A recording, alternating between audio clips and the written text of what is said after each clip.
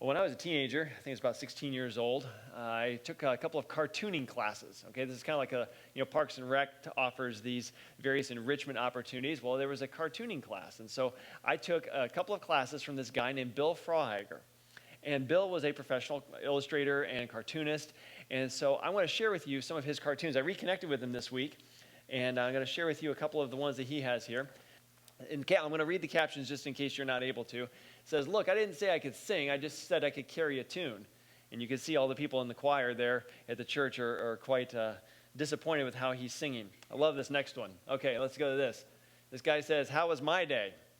As he comes in bitten by the dog, dripping wet, missing his shoe. You know, he's had a rough time. Okay, so any of you who've worked with youth, you will appreciate this next one. Okay? He's at the doctor, his hair is standing up about a foot off his head, and it says, "It's been this way ever since the Lord confirmed that he was calling me to minister of counseling adolescents." This one communicates a lot without any words, as the man is sitting in the outbox on his desk as his boss is fuming out of the office. Okay? Now, the reason I'm sharing these is I want you to notice something about the cartoons. I was taught by Bill that you don't necessarily have to be a great artist, because a simple drawing, even a bad drawing, can be carried along great as long as there's a good idea with it. As long as it's funny, as long as it communicates something that connects with people. It can be a very poor drawing even, and it will communicate. These drawings are very simple. They're not bad, but they're simple drawings, but yet they communicate something that we all resonate with. Okay, so let's take a look at this right here. Another thing is that facial expressions can be communicated with just a couple of lines. And when you can see a person's facial expression, you know what's going on in their minds, and you know what's going on in their hearts. So you can see with this guy here, the feared look on his face as his eyes were really large, as he just realizes he's gotten canned. Okay, let's look at the next one. Now, it says, "Gosh, I can't believe it, Dad. We've gone 3 weeks in a row without having peas for supper." Now, take a look at the expressions on these two faces. The little boy, okay, he is super excited. You can see because his eyes are really wide. It shows his excitement. But you can also see the very satisfied, smug look on his mother's face as she saved 3 weeks' worth of peas and is going to serve them all in one meal, right? Okay, you can tell what each of them is feeling by the look that's on their faces, okay? Now, let's go to the next one here. It says, "Is it any wonder that people say you're unapproachable, Calvin?" Now, in this one here, you see not only the look on the wife's face, okay, even though she's wearing glasses and you can't see her eyes, you can still tell she's a little put out with her husband. But take a look at the dog's face, okay? You can tell by the way that the eyes are scrunched down. They scowl, the eyebrows or the top of the eyes point down to the middle, okay? You can see the little furrowing between his brow. You can tell that he's an angry dog, right? Just by the expression on the face. All right, let's go to the next one here. Okay, Davy, you know I hate it when you bring your work home with you. All right, Davy Crockett's wrestling a bear there inside of the cabin. But look at the expression on his wife's face. She is very put out with him. Very irritated. You can tell just by the way her eyes are positioned. Okay, and let's take a look at one last one here. And it says that all-star linebacker Dale Snard shows his commitment to help his dad stick to his diet. Okay, so the man's got a piece of cake and he's getting tackled by his son. Now look at the expression on the dad's face. Complete shock, right? As he just got blindsided by his son. But look at what his son looks like. Determination. He is incredibly focused on what he's doing. All of this communicated by just a few simple lines. You change the eyes, the eyebrows, the shape of the mouth, and you have just completely changed the emotions on the person's face. This morning, we are going to look at prayer, and we're going to look at it in 4 phases of prayer. You can turn to Daniel chapter 9. That's where we're going to be this morning. And in Daniel 9, we have a wonderful prayer from Daniel. And we're going to see there's 4 times that it talks about a face in this prayer. Okay, Daniel 9. Now, it's going to give us insight on how to pray, but it's also going to give us insight into our relationship with God as we go through this prayer. Now, I'm going to start by reading to you verses 1 and 2, and then we're going to back up and take a little bit of historical context, okay? So verses 1 and 2 of Daniel 9. "In the first year of Darius, the son of Ahasuerus, of Median descent, who was made king over the kingdom of the Chaldeans, in the first year of his reign, I, Daniel, observed in the books the number of the years, which was revealed as the word of the Lord to Jeremiah the prophet, for the completion of the desolations of Jerusalem, namely 70 years. Now, there's a lot of time references in there. Now, they didn't use numbering systems the way we do. We've got BC, AD, and we just count up or down depending on which side of that we're on. Okay? They used it based on the reign of this king and then count the number of years. Okay? So let's put this into a little bit of historical context for us. Okay? Now, when I have a timeline up here on the screen, God's people had sinned, and over again, he sent them prophets that said, if you continue in this way, you are going to be punished. Specifically, you're going to be conquered by a foreign enemy, and you're going to be exiled, taken away from the promised land that I have given you. Okay, and that happened in 605 BC. And that is when Daniel 1 happens, is when Nebuchadnezzar, king of Babylon, came in, conquered, and they took away the elites, the nobles, the royal family. They took away the young men there and took them to Babylon and tried to turn them basically into Babylonians culturally and made them slaves to serve within the kingdom. That was the first deportation of the people. It was a smaller number that was taken. That was in 605. Then in 597, they came in and they took away 10,000 more, including Ezekiel, okay? And they took those away to Babylon. And finally, in 586 BC, they came in and they destroyed Jerusalem. They destroyed the temple and they exiled most of the people. So there was the deportation happened in 3 waves over that time. Okay, and so let's see, make sure I got all of this. Okay, now let's fast forward to Daniel chapter 6, which is where you don't have to turn there. This is just going to be referenced up on the slides in the timeline. And this is where the Babylonian kingdom falls. Babylon falls in, what did I say here? That would be 539 BC. And that's when Belshazzar is killed, and Darius the Mede and Cyrus the Persian come in. It's the Persian and Mede coalition empire, and they come in and they take over. That was Daniel chapter 6. What we see in the timeline here, Babylon falls, then Cyrus decrees a return. Now, we've not gotten to that in Daniel. Okay, we're not even going to get to that in Daniel, but Cyrus makes a decree that the Jews can return, and then we see a wave of them coming, and the temple starts to get rebuilt in 536, and then you get into like Ezra and Nehemiah historically, okay? I share all of that to point out, where is Daniel in all of this? In Daniel chapter 9. Because Daniel says that I saw in the prophecy of Jeremiah that the desolation of Jerusalem was only supposed to last 70 years. Okay? So we want to read what it is that Daniel was reading. Where did he get this idea? Jeremiah 25, and we're going to read verses 11 and 12 for starters. It says, this whole land will be a desolation and a horror, and these nations will serve the king of Babylon 70 years. Then it will be when the 70 years are completed, I will punish the king of Babylon and that nation, declares the Lord, for their iniquity, the land of the Chaldeans, that's the Babylonians, and I will make it an everlasting desolation. So Jeremiah predicted that this is only going to last 70 years. Now, Daniel, in his day, in Daniel chapter 9, we know by the date, he's about 66 years into this 70-year exile. So this should be a great encouragement to him. Hey, this is coming to an end, right? So let's go on to the next slide here, Jerry. So we see that Babylon falls, and you see Cyrus's decree here. Daniel hasn't gotten to Cyrus's decree. Cyrus decreed all the Jews that want to go back to Israel can go back. We're not there yet. Babylon has fallen. There's no decree issued. And then Daniel is uttering this prayer that we're about to read there in between those two events. So all he knows is that this has been fulfilled. Babylon has fallen. The 70 years are coming to an end, but it's not quite here yet. Okay? Now, I said that he read in Jeremiah. There's 2 places in Jeremiah that he references the 70 years. Let's go to Jeremiah 29. Jeremiah 29, and we're going to read, starting in verse 10, and we're going to go through verse 13.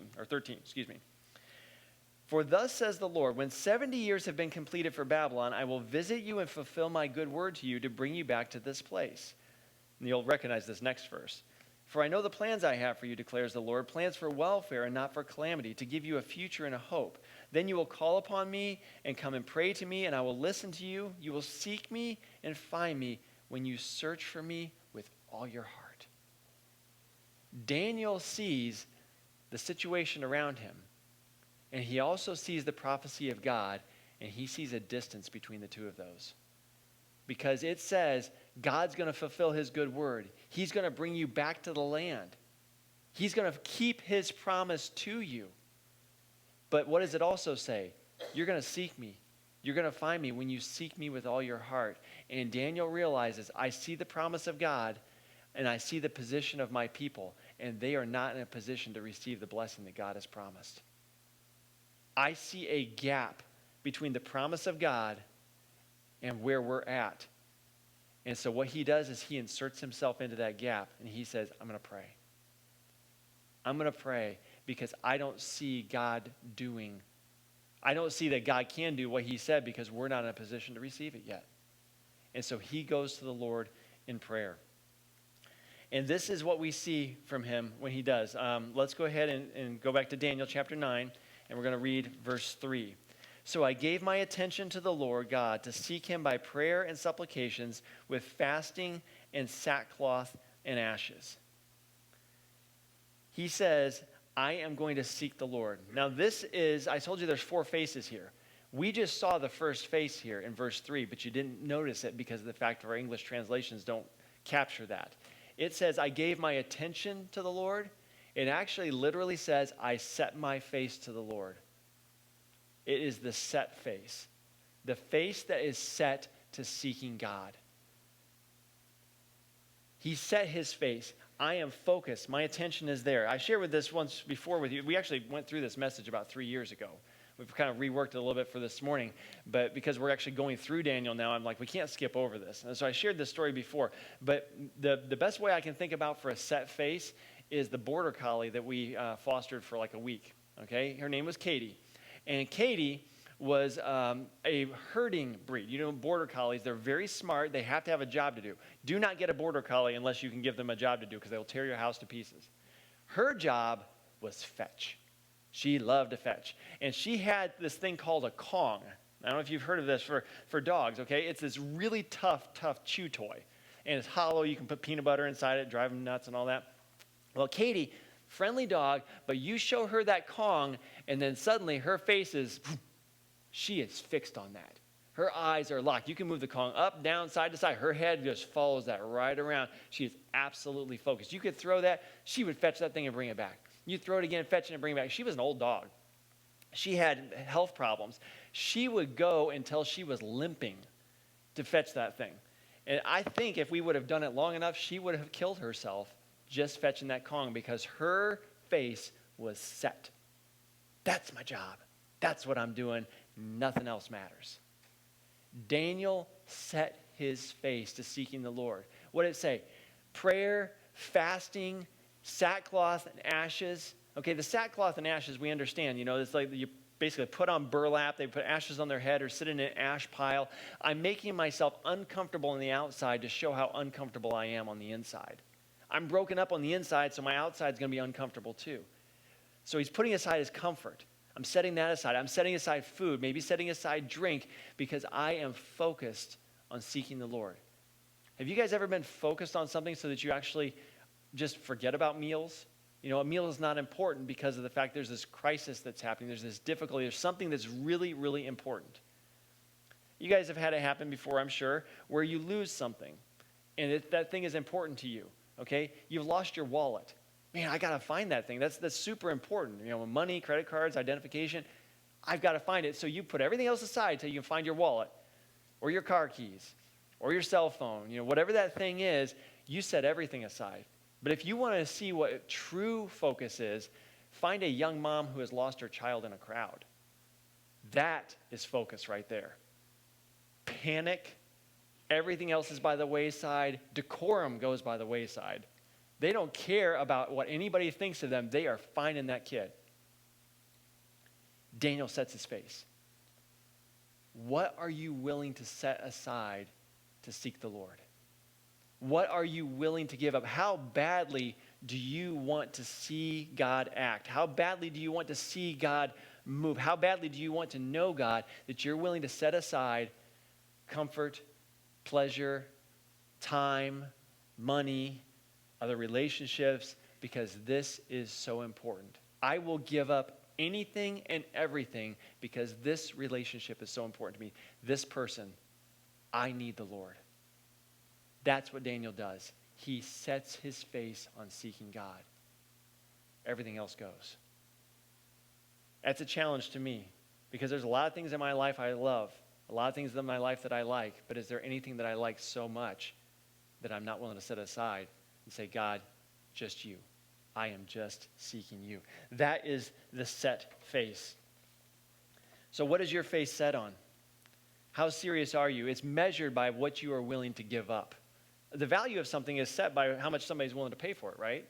Okay, it could be a jug of milk or a baseball card or a brand new car, a house. The market goes up and down based on what people are willing to pay. How much are you willing to sacrifice, to give up in order to connect with the Lord? Now, let's go on here, and we're going to keep reading. I'm going to read to you, start in verse 4, okay? And we're going to read 4 through 6, as this is still talking about his face being set. I prayed to the Lord my God and confessed and said, Alas, O Lord, the great and awesome God, who keeps his covenant and loving kindness for those who love him and keep his commandments. We have sinned, committed iniquity, acted wickedly and rebelled, even turning aside from your commandments and your ordinances. Moreover, we have not listened to your servants, the prophets, who spoke in your name to our kings, our princes, our fathers, and to all the people of the land. Right here, he gives a summary of the rest of the prayer. It can kind of be captured here because in verse 4, what did he say? God, you're awesome. You are faithful. This is who you are. You are a faithful God. In verses 5 and 6, we are an unfaithful people. We're terrible. We've sinned. We've acted wickedly. We've ignored your written word. We've ignored your spoken word through the prophets. We've ignored your voice. God, we are unfaithful. You are faithful. That is a summary of the rest of the prayer. As we go through it, you're going to see back and forth, it's going to be our sin and God's perfection. Our unrighteousness, God's righteousness. Back and forth, all throughout the rest of the prayer.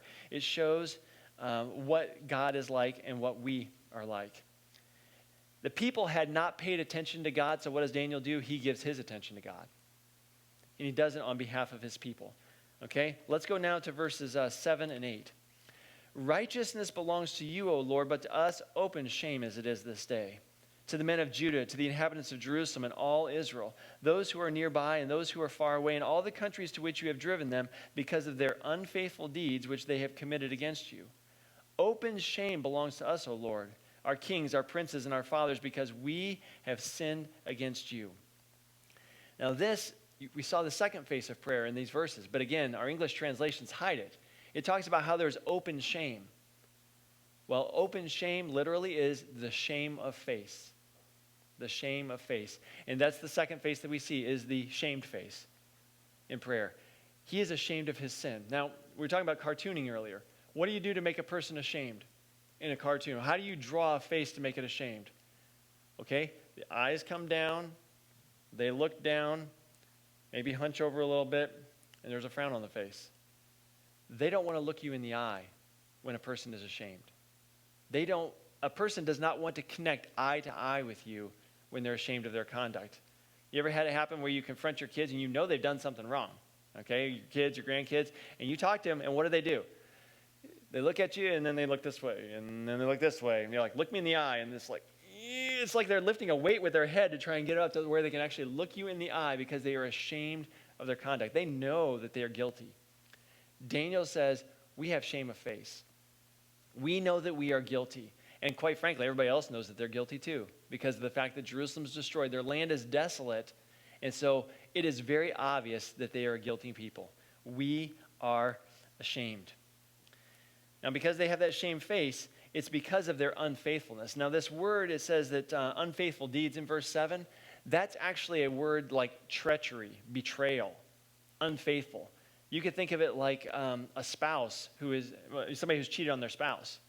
That's the kind of unfaithfulness. It's a severe unfaithfulness that's being talked about here. So if a man was going to come to his wife or wife to her husband and say, if they actually had the guts to admit, I have cheated, I've been unfaithful to you, they're not going to be looking in the eye and just saying it. They're going to be downcast, ashamed. And that's what Daniel's doing. He is confessing the unfaithfulness of Israel to God.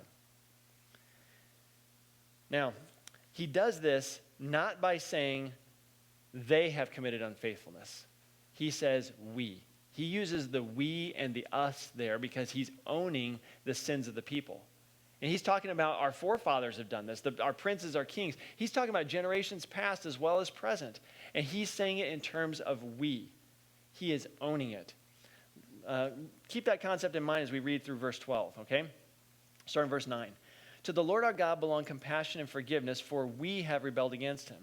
Nor have we obeyed the voice of the Lord our God to walk in his teachings, which he set before us through his servants the prophets. Indeed, all Israel has transgressed your law and turned aside, not obeying your voice. So the curse has been poured out on us, along with the oath which is written in the law of Moses, the servant of God, for we have sinned against him. Thus he has confirmed his words which he has spoken against us and against our rulers who ruled us, to bring on us great calamity, for under the whole of heaven there has not been anything done like what has been done to Jerusalem. We and us and we, over and over again, because Daniel is owning it. He's not standing up before God and pointing and saying, they've done this. They've done this. My forefathers did this. My contemporaries are doing this. He's not like up on a stage. He's down with everybody else. And he's saying, oh God, we have done this collectively. He is owning it based on the group that he is a part of. So as a person who is in a family, you can confess and say, we have done this. We have sinned. As a part of a church, God, we have done it. Whether you yourself actually committed the specific sin or not, we have. On behalf of a community, on behalf of a nation, God, we have. You go as a representative and you own that sin. Now, God revealed something to me this week that I had never thought about before. And that's the fact that you can only confess sin in the first person. You can only confess in the first person. Okay? Now, if you think back to grammar, okay, way back in school, think about this. You had first person, second person, third person, okay, in your nouns and pronouns and stuff like that, okay? First person is I, me, okay? Second person is where you're talking to somebody, you. And third person is talking about they or them, right? And with the plural possessive nouns, like, okay, there's we and us. Okay, I'm included in that, so that's a first person plural. Whereas they, them, that could be third person, okay? So if you confess the sins of others, okay, you could call that gossip. Oh, they've done that. They've done that. They've done that, okay? That's talking about other people. That's third person confession. Second person confession is like a rebuke, okay, or correction. You've done this. You point the finger at somebody, hey, this is what you've done. That's a second person confession. But what's a first person confession? I've done this. We've done this. I'm owning it. Daniel goes before the Lord in a first person confession. He owns the sin of his people and said, God, we are guilty. God needs men and women who are going to stand up and go before him, well, kneel down before him, and say, I and we and us. Not just on behalf of their own sin, but on behalf of our corporate sin. As a church, as a community, as a family, as a country, whatever circle you draw around that, if you're within that circle, you can own it in the first person and go before God and say, we've done this, and God, I confess it before you. That's what Daniel does, and we're going to see that it makes a big difference. We may not see that till next week, but know that God hears and he listens to that. Now, these first two faces that we've seen, the set face and the shame face, those are the faces of a man, or the faces of a person, okay, before the Lord. These next two faces, these are the face of God that we see, okay? So let's look now at verses 13 to 15. As it is written in the law of Moses, all this calamity has come upon us, yet we have not sought the favor of the Lord our God by turning from our iniquity and giving attention to your truth. Therefore, the Lord has kept the calamity in store and brought it upon us. For the Lord our God is righteous with respect to all his deeds which he has done, but we have not obeyed his voice. And now, O Lord our God, who have brought your people out of the land of Egypt with a mighty hand and have made a name for yourself as it is this day, we have sinned and been wicked. Now this face here is the softened face. You may not have noticed it, but it's called the softened face because literally where it says that we have not sought the favor of the Lord, verse 13, That is literally, we have not softened the face of the Lord. We've not softened his face. Now, you guys know what it is if somebody has a hard face, okay? Very stern, very angry. Their features scrunch up. I don't know if you guys can see my face from where you're sitting, but it scrunches up. The eyebrows come together. They come down. The eyes narrow. The lips tighten. Okay? The whole face scrunches up and becomes very hard. And if somebody is looking at you that way because they think you've done wrong, and then they suddenly realize, oh, you didn't do this, or their love for you comes to the surface, that hardened face suddenly becomes soft. The eyes relax, the eyebrows come up, the mouth opens, and the person is no longer hardened towards you anymore. The face is softened. And Daniel says, God, in spite of all the calamity that has happened to us, and the fact that it has been over 60 years, we have not softened your face. By doing what? Giving attention to your truth, turning from our sin. God, you've not gotten through to us yet. We have not softened your face. So what do they need to do? They need to soften the face of God by doing exactly what Daniel's done. Come before and own your sin and confess it.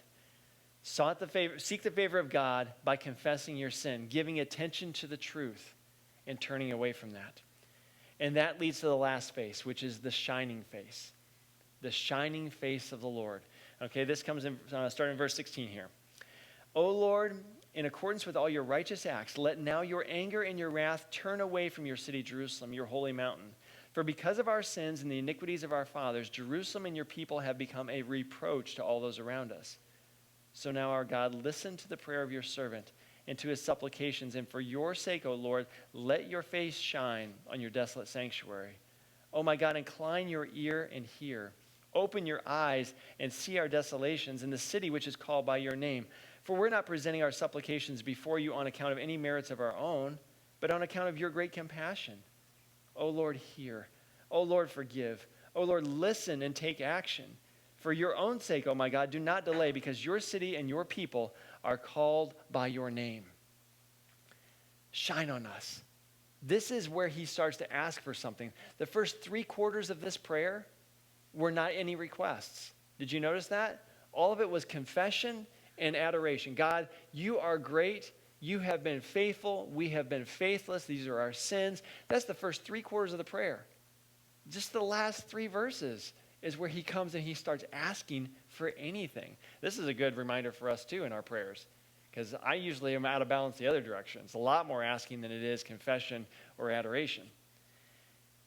And how does he make his appeal? He makes his appeal to God based on 2 things. He does it based on God's character and God's reputation. What does he say? God, that you are compassionate, that you are awesome. We're not presenting this on any account of our own, but because of who you are. I know you're a compassionate God, and that's why I'm coming to you. Not because I deserve anything, not because we deserve anything, but because of who you are. But it's not just God's character, it's also God's reputation. How did he end that prayer? Your city and your people wear your name. When people see Jerusalem, what do they think of? They think of Israelites, but they also think of Israel's God. When they see a temple that is demolished, that was the place where our God dwelt among us and where he was worshiped. And if that is lying in ruins, what are people going to think about you? God, I know that you're great, but other people aren't going to know it unless you do something. God's glory is on the line. And that is what he appeals to with the Lord. Who you are and how this is going to bring glory to you. That's what we need to remember too. As we look at Daniel's prayer, there are these 4 faces, and we need to remember something with each one of those. Well, you can prepare to lead us in our closing song. When we think of the set face, I've got a challenge with each one of these faces. When you think of the set face, the one that is set on seeking the Lord,